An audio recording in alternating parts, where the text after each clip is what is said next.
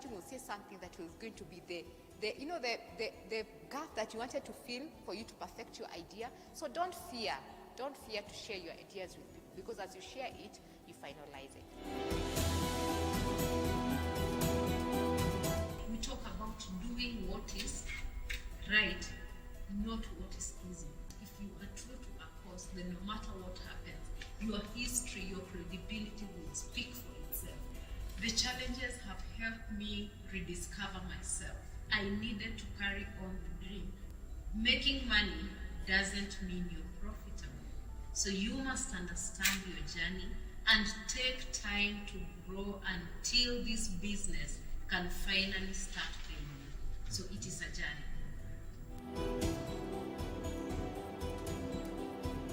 Every African small business is able to grow, but it is also helping them have the right data, have the right infrastructure.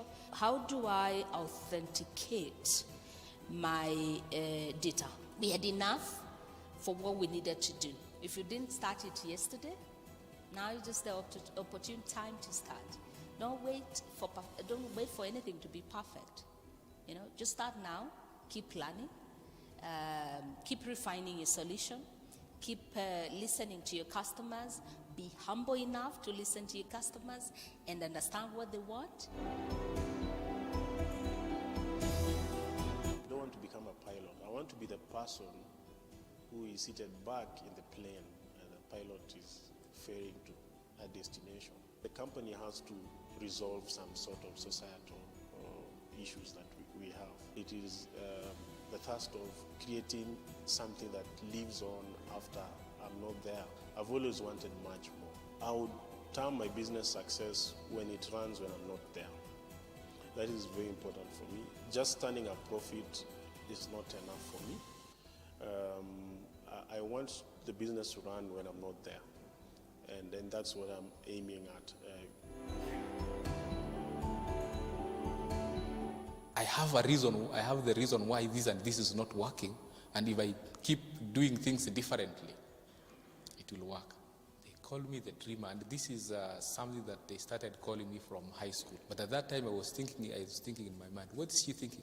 Why would I need a job after 4 years? If you can't put your time and energy to get it to a point where people can see some results or traction, then you'll only have yourself to blame. Nobody owes you anything, or nobody owes anybody anything. It is you and you alone to make your idea a success. When someone tells me they're broke and they're not making money, and I'm like, what? Like, there's so many ways to make money in this world. Because of digitalization, it's actually increased your avenues of actually making money. Our revenue actually doubled during COVID period. I can actually just take my phone and Google African pendants, and then you find our results. Yeah. With entrepreneurship, there's no map. You just go in there, it's like a bush, you're just cutting, looking for a way. You just go in there with a machete, trying to clear a way for you to get to where you want to get to. So don't be scared to jump in, and don't expect a roadmap. Create your own roadmap. Today I've learned that a concept known as abundant mentality.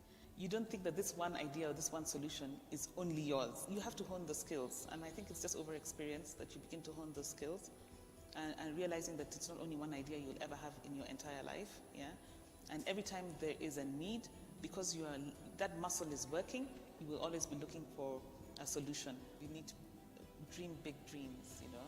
I think that we have the capacity to do a lot more to change the course of the world. Yeah, but we need to have a deep self-belief in ourselves.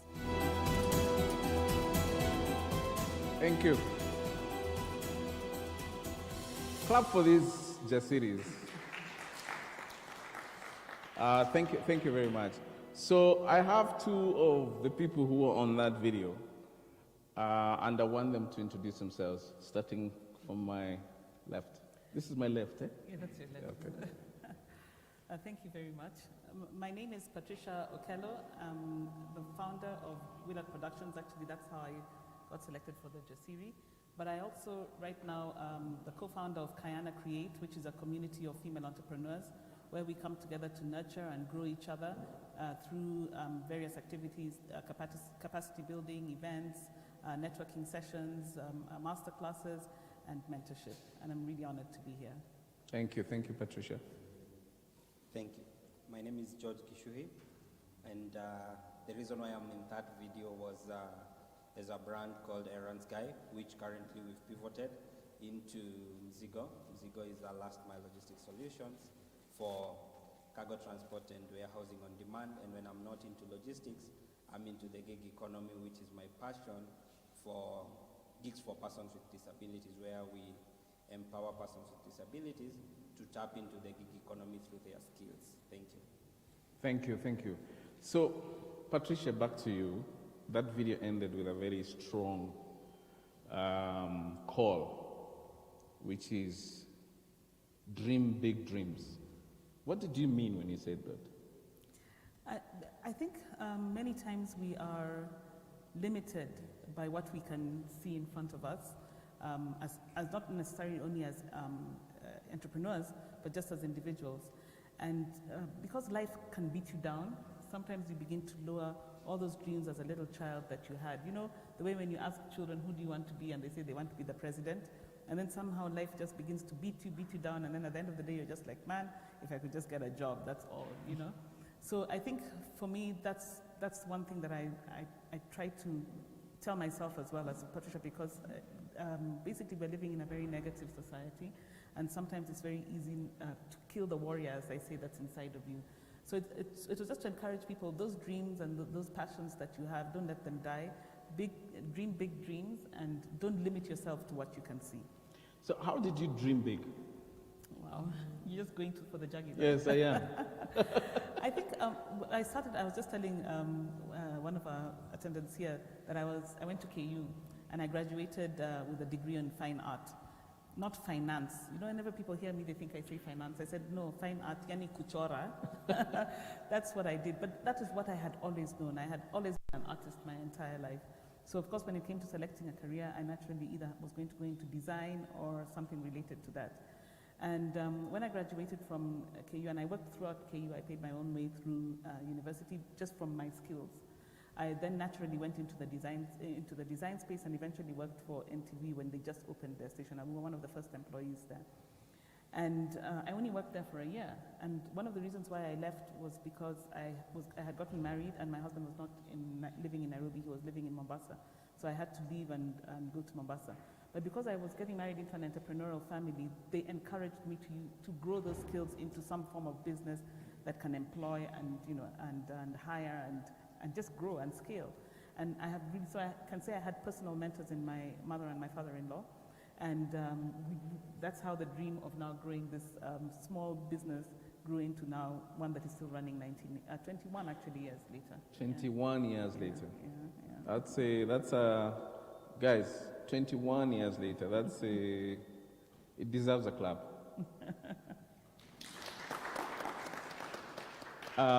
George. Yes. Errands Guy to Mzigo. What happened there? In the life of an entrepreneur, you are always in a journey.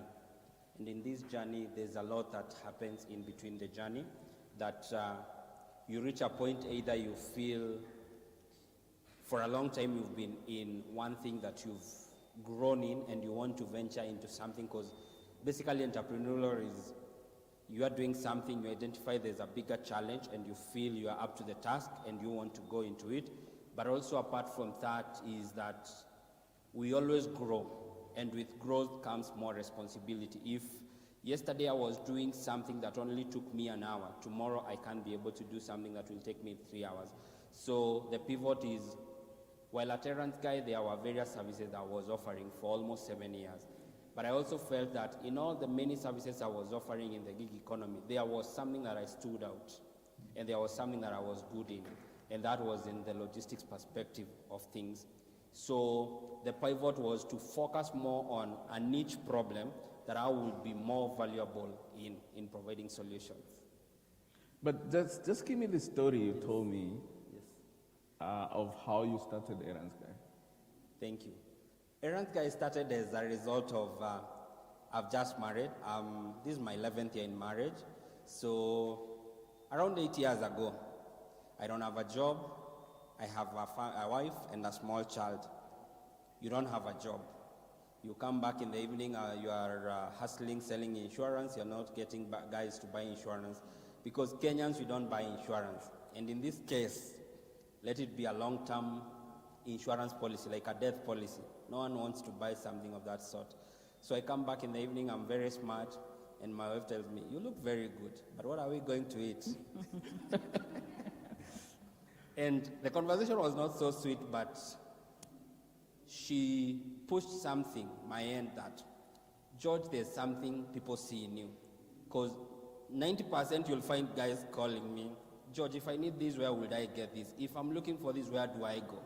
So naturally, I'm very resourceful. So she tells me, George, look at what people see in you and sell them that. Don't go selling things that people don't want to see from you. And that is where I started from. If you're calling me, asking me, George, where can I get this? I'll tell you. In fact, I can even help you get it. George, I'm trying to look for this and this. I want to go, or I want this done.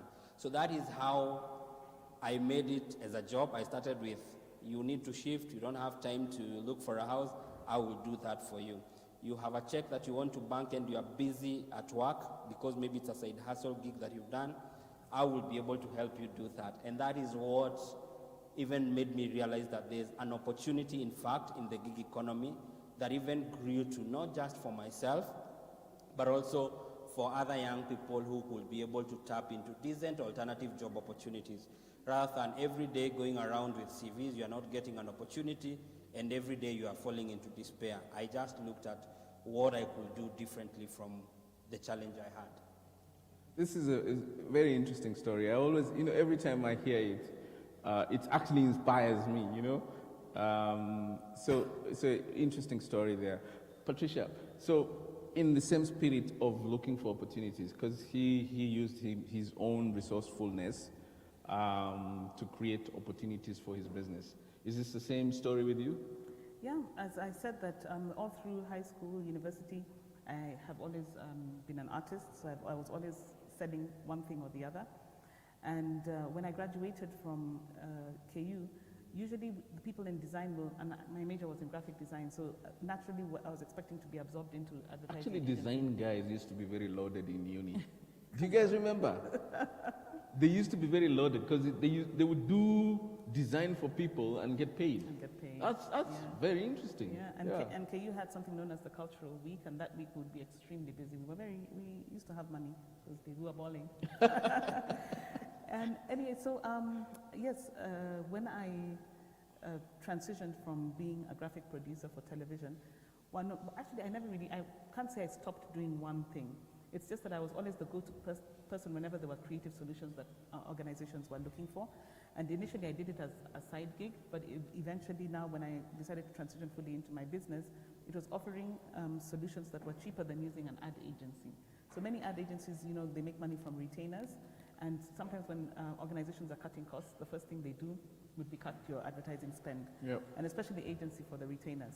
So somehow I was in that time, it was an opportune time for me, and I was very fortunate because the people I was graduating with were going into management trainee jobs, and they would be the ones tasked with looking for the organization to offer those solutions at a cheaper price. So my friends actually gave me my first, I think, leg in. I got three jobs actually with international organizations, and because they knew me, they were able to advance me quite a large sums of money for me to actually execute the work. And that's how it happened. I was so much more cheaper, but I could also offer the same quality service to these organizations. Interesting. Questions? If you have a question, please raise your hand and we can get a mic to you. Okay, Daktari, you introduce yourself and tell us why you're here.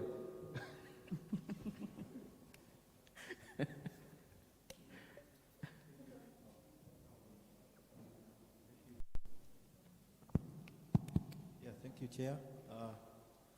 My question is, I don't know what the panelists would tell us. My name is George Kosembe. I work in Kenyatta University.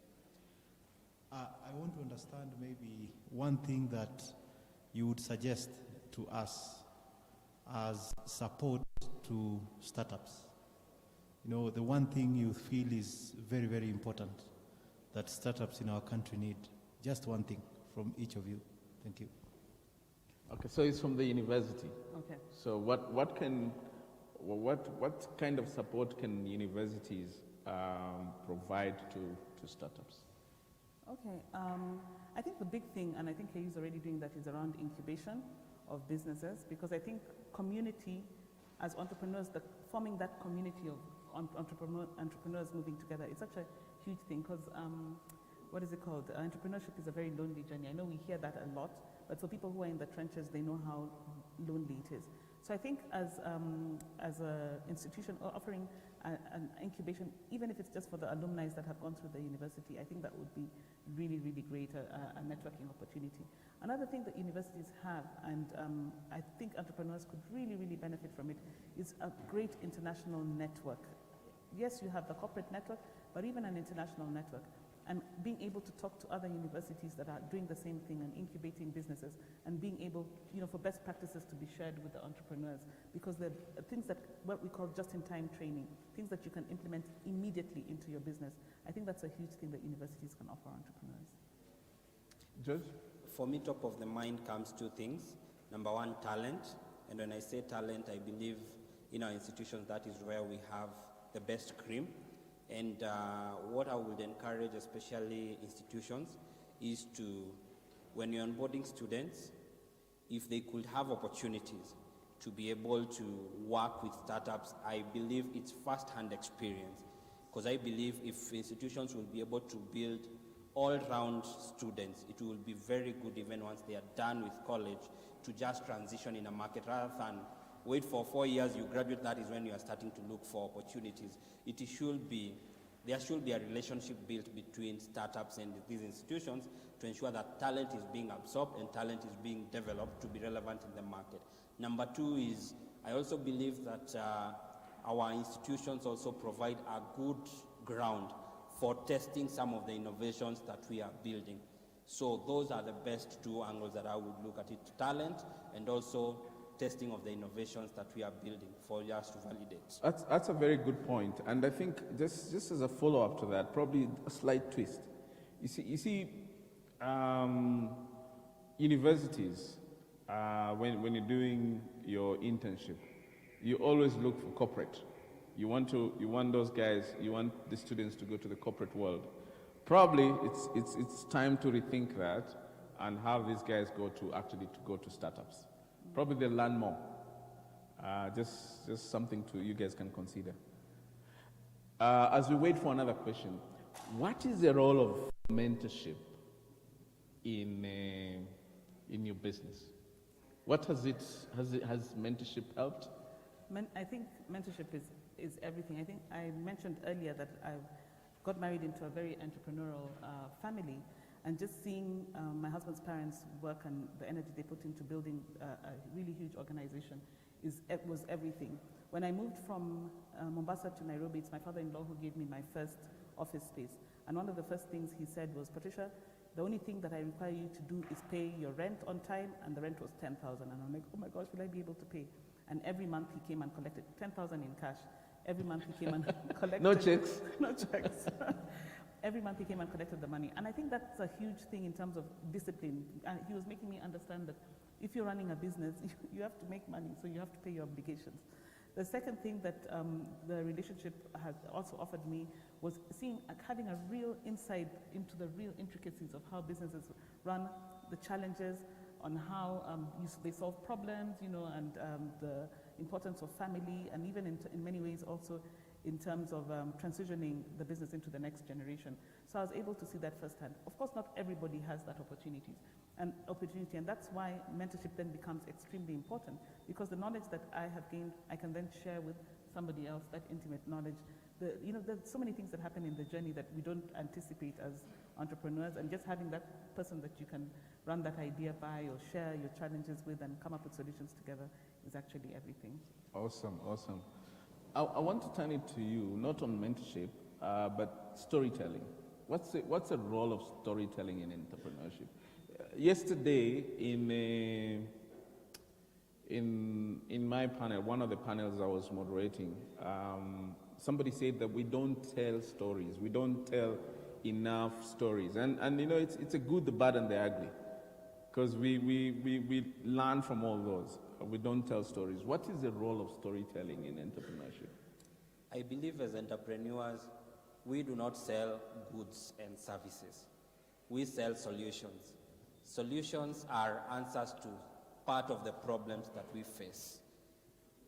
And storytelling is all about bringing out, like for example, if it's in logistics, I don't need to come and tell you that I'm selling you transport. I'm selling you a solution of moving your goods from point A to point B because I believe you've invested so much in manufacturing this product. Can I help you move this product closer to your client or to the consumer? So storytelling for me brings out the authenticity, authenticity of the solutions we are providing. Because you are selling to people, you are providing solutions to people, and people understand best based on what they know, what you tell them, and how they relate with those things. Growing up, we've grown up being told stories, if it's those of us who've gone to church, stories about the Bible, and those things occur to us and they apply in so many instances, and that is why I always focus again to entrepreneurs, and not just entrepreneurs, even for us who are in career, to ensure that we learn the art of storytelling. And you don't have to cook stories. It just has to be real. You have to be vulnerable in telling out your story, because it's stories that make impact. Okay, so we have just a few minutes. Yeah, Mike here. While the mic is going there, I want you guys to think of two things, yeah? 2 lessons that you want these people to leave this room with. Yeah?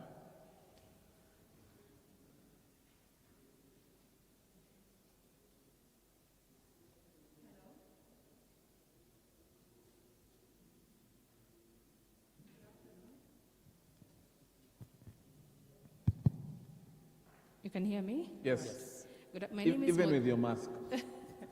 I remove my mask? No. Okay. Good afternoon. My name is Modoni. I work for World Reader. We promote reading using digital tools, especially to children. We make books accessible to children below the age of 12. And a follow-up question to what George was saying about storytelling. From what age do you think we need to make content available for children to get inspired to entrepreneurship? My job is content acquisition, and I rarely see books that have either some inspiration around entrepreneurship or business. So do you think that needs to be included, and from what age do you think we need to inspire children? Very good question. Actually, any of you can take it.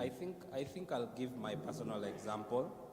I have a 10-year-old, I have an 8-year-old, and I have a 3.5-year-old. And something very interesting is that there was the time the shoot was happening at my place. So one of the guys asks, "What does your dad do?" Baba kazi yake ni kufanya errands. Errands ni kazi gani? Anachukua documents anapeleka. Like, what I'm saying is, for children, it's about the system you've set up. If you have a way of engaging them and creating an environment that you can tell them actually what you do. If you're in business, let them know that I do this in a language that is easy to understand. So for me, I would say that it's not just about the age, as much as you can't really tell a lot about business for a 2-year-old, but it's about how well have you exposed yourself to your children. So for me, the environment matters a lot into what are you bringing up your children into, because the environment really impacts a lot into what that child can be able to take in. Yeah, I think children learn by observation at the end of the day, and maybe if giving them an opportunity to observe to visit businesses, maybe for me the most practical thing, and at as young an age as possible. Then possibly reinforcing now by books and comic strips is really big with these young kids. So, and possibly even apps. In fact, I'm seeing a lot of saving apps, even for adults, are games. You know, you just use games and you're going through the experience as an entrepreneur. And I think for me, that's the most practical way, especially because for some of us, we actually learned entrepreneurship, not in school, but from the actual experience of running the business. So for I would really say it's by observation, and like George has said, just children watching what other entrepreneurs are doing and then asking questions in the process. Yeah. I think gamification of entrepreneurship also can help. You know, those many years when we were growing up, we used to play Monopoly. And Monopoly is business. Yeah. You're buying and selling. So probably we need to start converting those games into understandable. Maybe, instead of Mayfair, we say River Road. And instead of Oxford Road, we say Kenyatta Avenue.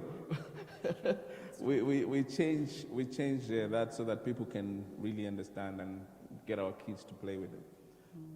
So 2 lessons from each of you. Yeah, that's interesting. I would say that for me the biggest lesson is consistency.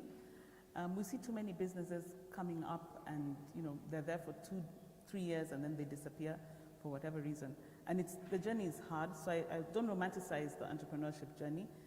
It's really hard, but if you focus solely on offering a solution to your customers and then just being consistent in your delivery of that service, so that when they are looking for a branding company, they know that they can call Willard. If they're looking for a logistics company, they know that they can call Aaron's guy. So you have to be consistent. There has to be somebody on the other side of the phone to pick up the call, and I think that's extremely important.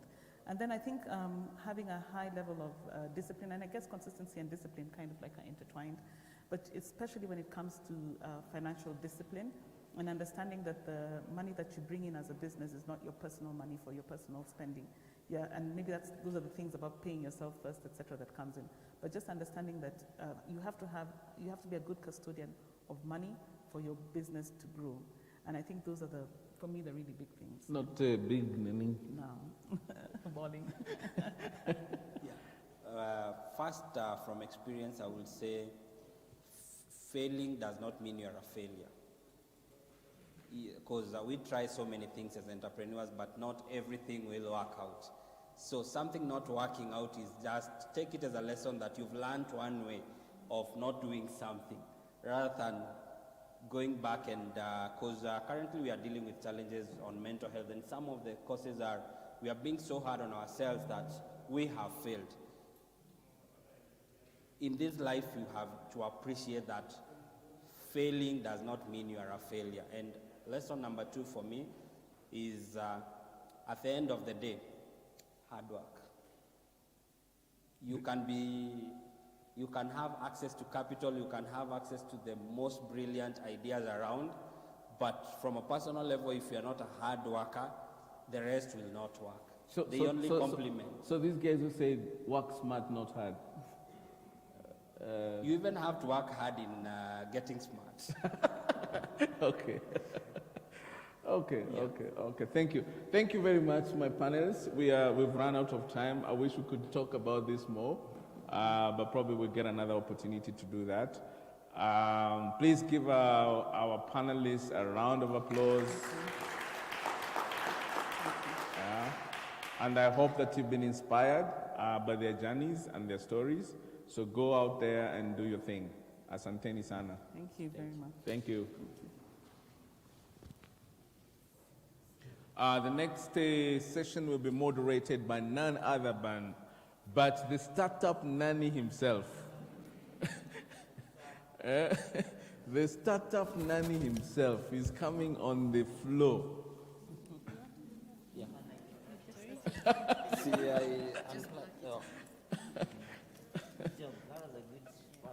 Thank you.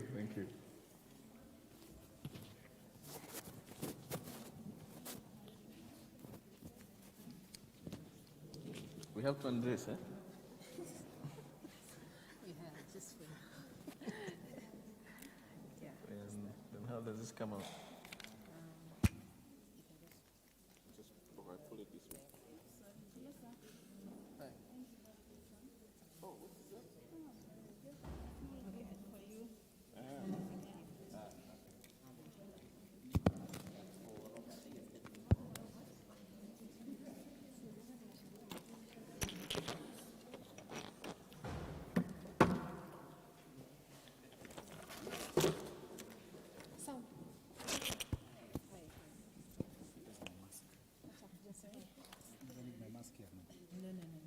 Ezekiel? No, it's okay. Oh, okay. Give me this.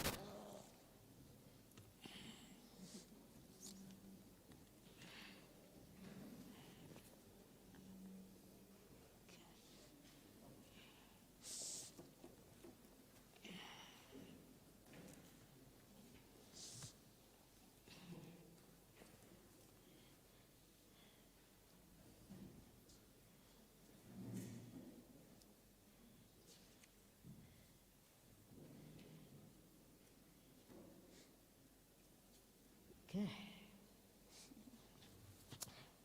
So, good afternoon. That was sound check.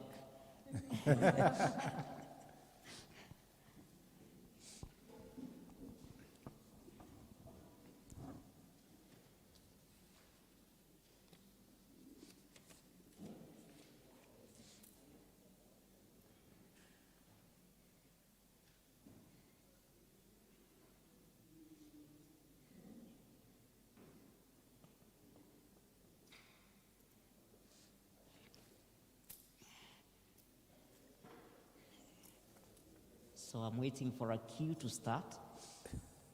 Okay, we are good? Fantastic. So good afternoon. Wow. Good afternoon. Good afternoon. Wow, that's all the energy for innovation. So I hope this panel will wake us up. So ladies and gentlemen, my name is Bernard Shira. I've been introduced as Startup Nanny by Harry. And that's because I spent quite a bit of my early career working with very early stage startups. Used to be in Strathmore University. So I'll be moderating your session for today. I will do a very short intro myself. I am the director of Innovate Now, which is an accelerator program. I'm being told I need to remove my mask. I don't know why, but I guess everyone on stage does have a mask. Great. So I still work in entrepreneurship and innovation, and I currently lead, I believe it's Africa's first accelerator program, looking at how we can innovate around disability. And I also sit on the Startup Advisory Committee at Kenya. But today is not about me, it's about our startup ecosystem and how it's coordinated. So I do have the pleasure to interview, or rather to discuss with very able panelists today. We're going to do a quick invite for them to do 30 seconds intro of themselves, and we're going to start with Chris. Chris, who are you and what do you do? I think when you said you're hoping the panel can be able to help have energy, what I thought immediately was, can we innovate energy in the afternoon? And what would that look like? But my name is Chris Odongo. I'm very passionate about helping SMEs to grow. And I always say this as a quick thing is, I've been doing this for quite a bit of time, more than 20 years. And I currently serve as the capacity building advisor for the Association of Startups and SME Enablers of Kenya, and I'm also the CEO of Wild International, an organization that does strategic planning and runs incubators and accelerators for entrepreneurs. I'm very happy to be here, Bernard. Thank you. Fantastic. Thank you, Chris. Yeah. So Chris is actually standing in place of his chair, Robert Karanja. He is a very able leader. Thank you for joining us. We'll go next to our next moderator. So please introduce yourself very shortly and tell us what you do and your name, of course. Yeah, so I'm Agnes Suma. I'm currently the Manager Innovation Commercialization at Kenya National Innovation Agency. Just during the month, like I'm 2 months now, 2 or 3 months old. Previously, I was in Mombasa. I've been in Technical University of Mombasa for the past 11 years. And I would say I've been actively in the innovation ecosystem within the Mombasa County and Kilifi County by large. I appreciate the efforts we've been doing back there, and for me it's been a dream to get to see innovations get to commercialization.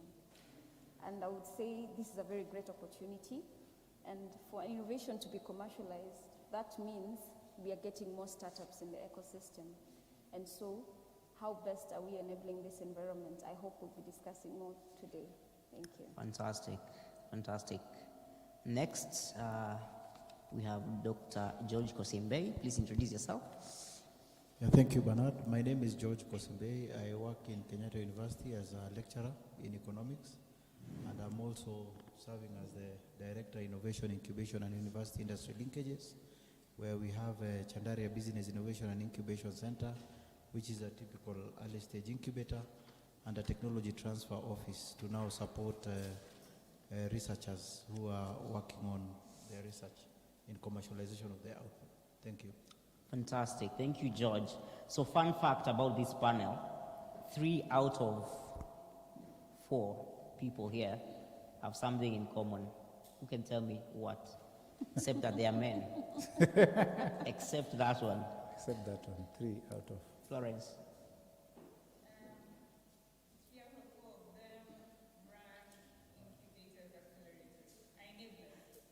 Yeah, actually, there's a twist. 2 of them, so myself and George and Agnes, we've all worked in academia. I don't know whether you noticed that. I used to be in Strathmore. She says she was in Mombasa, a technical university. So I hope this panel will not be too academic, because we're going to be talking about the innovation ecosystem. And I'm going to start us off with this thought. You know, people always ask, are entrepreneurs born or made, right?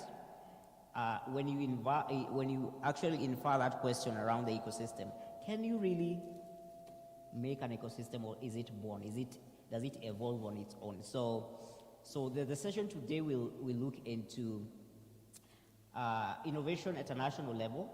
You know, how do you actually coordinate innovation at a national level? And we'll also try to understand, are there rules and regulations that are required to make this happen? And of course, look at it from a sector perspective. So I'll dive straight into our opening questions. And let's talk a little bit about what an ideal innovation ecosystem looks like, yeah? And then I'll start with you, Chris, yeah? Kenya is an innovation ecosystem we are more than 10 years old, I think heading to 15 or so. In your experience, have we been able to coordinate our ecosystem? And is this coordination, who's involved in this coordination? Yeah, I think when you say, can an innovation system be made, or is it born? I think Kenya is a very good example that an innovation system can be made. Okay. Because right from the early days, people sort of said, we want Kenya to be known as a place for innovation. And so, in a sense, the entire conversation around making Kenya an enabling place for innovation started happening. All that, if you look back at the fiber optic sea cable that made internet so much more affordable, if you look at connectivity, all these were deliberate things that people were doing to make innovation possible. If you think about it, we are here today having the Innovation Week, and we are also here today with the Innovation Agency.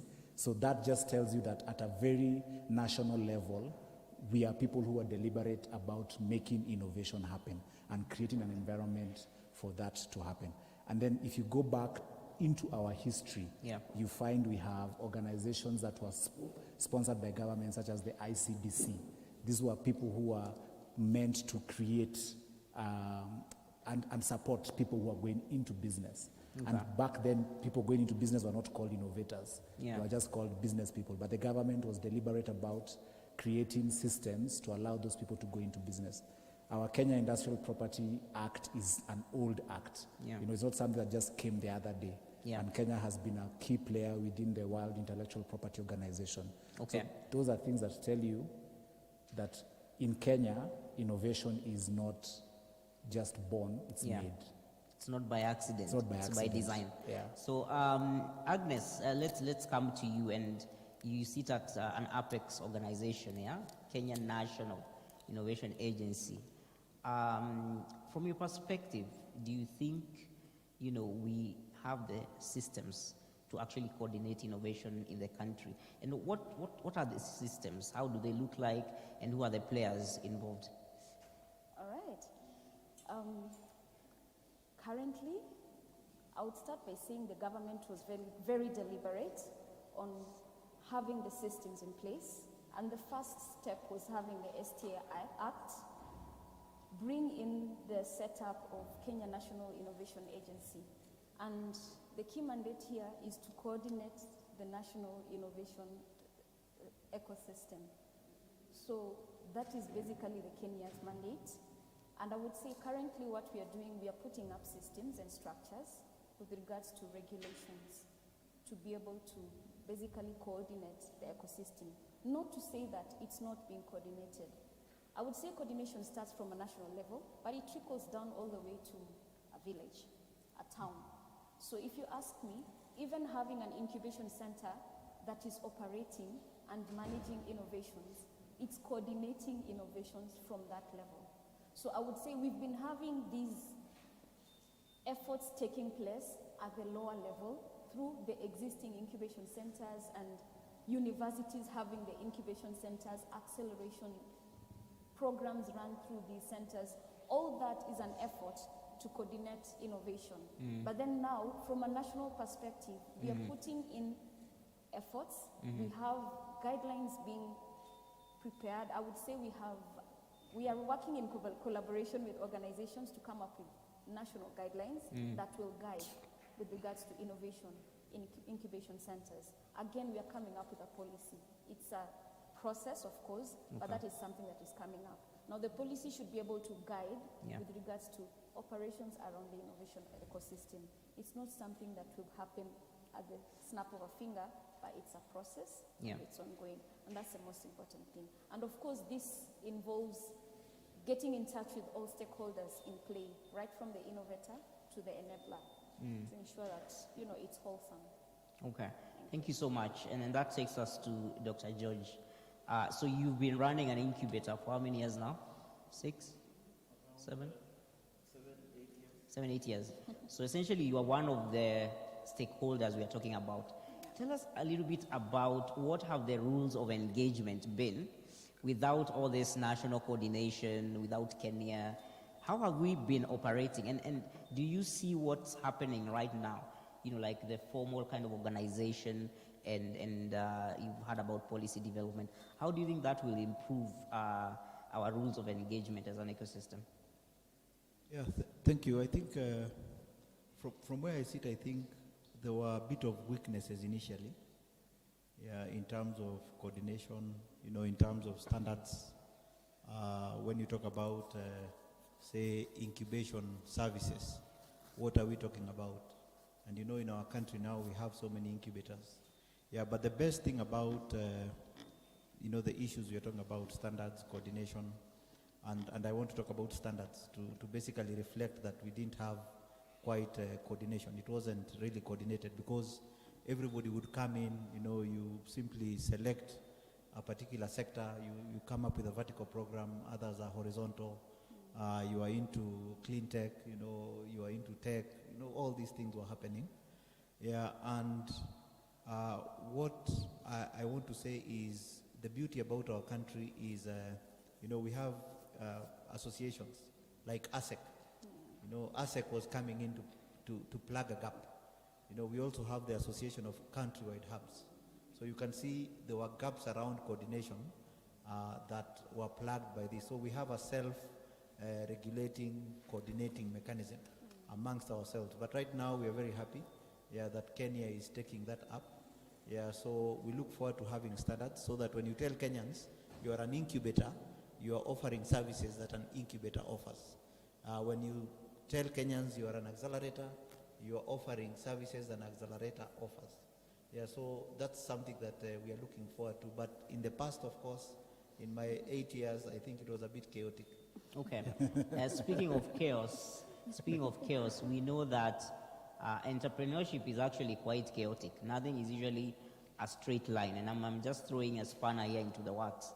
And I want to ask, you know, we've talked about stakeholders here, what about incubators, what about you know, government, but where do we place the entrepreneur in all of this? You know, the person actually running that startup or actually being involved in creating innovations. Are they being involved at, you know, that coordination level? And do you think, you know, it's optimal? Because I believe there is, you know, it really goes down to there can't be a divide between the entrepreneur and all the other stakeholders. And perhaps, you know, as we answer this, and I'll just very quick thoughts about this from each one of you. Where do we see Kenya as a country? This is the first inaugural Kenya Innovation Week, yeah? Where do we see ourselves maybe in the next 1, 3, 5 years? So tell me about where you see the place of entrepreneurs and where you see us in the next couple of years, and then I'll open up plenary for questions. You can start with Agnes maybe, and then we come to Chris, and then George again. Wow. So the first question is on where are the entrepreneurs? Yes. With regards to this whole coordination business. Yes. If you ask me, they are right in the middle of it all. It's just that probably the people doing this coordination might not realize, but they are right in the middle of it. And if anything, they should be our key focus area. I like when you say they should be, and I like when you say the people doing all this, perhaps they are not aware. So are we saying that, you know, their voice is not being included? And forgive me for playing devil's advocate here. And how do we bring that voice to the level of coordination and planning? Yeah, and that is where Kenya now comes in. Okay. Where we are now seeing how best are we making the environment, making it a very enabling environment for the entrepreneur to be able to operate in a sustainable manner. Okay. The entrepreneur is crying about regulations. What are we doing to these regulatory bodies to ensure that it becomes a little bit easier for an entrepreneur to survive and pull through from an initial stage, you know, into the next stage of a business. So this is where I would say the entrepreneur is and where we should actually focus and really understand where are their pain points and address them as we set up policies. So are we saying we are pulling a chair on the table for entrepreneurs at the planning and coordination level? Chris, do you think entrepreneurs will take that offer? Do they have time for this? And are they actually interested in, you know, planning, or they are busy just running their business? So you see, one of the things that we teach entrepreneurs in product development is being customer-centric and putting your customer in the center of your product. And as you develop your product, you need to keep going back to the customer and showing them the products you're developing and getting their feedback. And the only feedback that matters from the customer is when they buy your product. You know, as long as they're just giving you verbal feedback, it's neither here nor there. But the day they start buying your product and they buy it in huge numbers, then you know you actually have a product that is useful. Okay. And so when we sit here and we say we are trying to create an innovation ecosystem that is conducive for startups and for entrepreneurs, it's a very valid question. Are we actually talking to the entrepreneurs so that they'll actually be able to buy into that ecosystem and put money in it, you know, and in a sense be able to extract the value from that ecosystem. Now, Yeah. I know for sure that we are involving the enablers, so those are the accelerators, the incubators, the consultants, the coaches, but are we actually involving the entrepreneurs, or are we saying the enablers can think on behalf of the What do you think, entrepreneurs? Chris? Because you're asking a question. I'm asking a question instead of giving an answer. What do you think? Are we doing that or not? I think to the extent that the entrepreneurs are out there at the exhibition and not here, Says a lot. says a lot. Okay, that's a very good picture to take us to George as we close this panel. George, where do you see us in 3-5 years? Of course, I know that... 1 minute. Yes, we will make progress. Yeah, so of course, like for example, our ranking, the Global Innovation Index will definitely improve. So entrepreneurs, of course, will sit at the table. Yeah, and of course, that will help because they're the key stakeholder here. And I'm pretty sure that as all this happens, it will be clearer in terms of what service providers need to offer. Because as we speak, considering the quadruple helix, where we have the research institutes, universities, the entrepreneurs, the NGOs, foundations, government, it will now be clear, for who should do what and report to who. And of course, all this needs to be coupled with a strong M&E system. Fantastic. This brings us to audience participation. That was actually your wrap-up, so we're not coming back for wrap-up. So I want to open it for the audience. And I'm going to take 2 questions. We should send Victor to get the entrepreneurs. Yes. 2 questions from our audience. By show of hands, who has a question? See Florence, who else? Florence, go ahead. Maybe we'll get one more.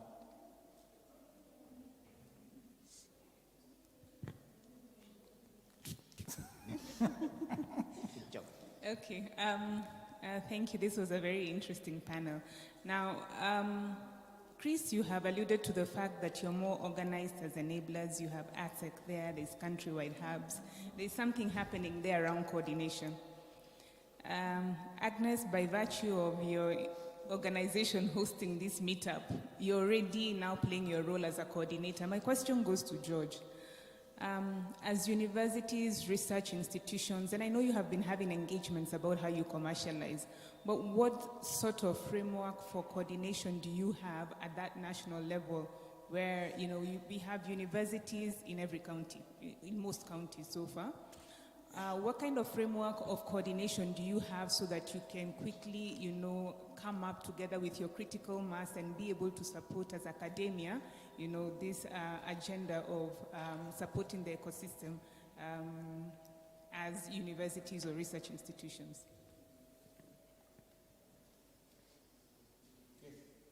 Thank you, Florence, for that question. I think for universities, the stage is actually quite exciting. Talking about coordination and how we come in as a strong pipeline to support Kenya's innovation ecosystem.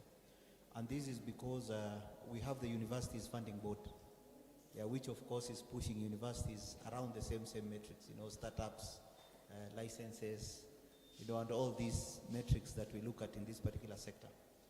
So that of course through Kenya, because Kenya is mandated with the commercialization, startups and all, it will rally universities now to simply work around supporting the innovation ecosystem. So that's what I would say. So it's actually something that we have to do, going forward.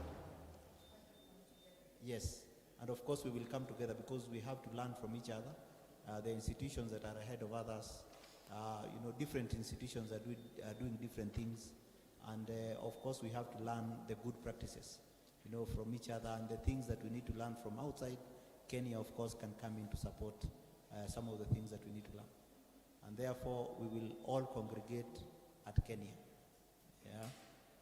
as universities. So pushing it to Agnes here. Well, I could just comment one and talk about what we're having as research to commercialization. It's an effort we're making through Kenya, and this is basically supposed to offer support to higher institutions of learning with regards to commercialization of research output. And we are now having a cause which will bring together people from different institutions to get training on how to actually get to commercialize research output. So in this effort, we are going to have institutions learn from each other, you know, their challenges and their journeys. This will help in the process of commercialization. And of course, at the same time, it will build on to the, you know, the effort of commercializing, having more innovations being commercialized. So I would say the buck stops with Kenya.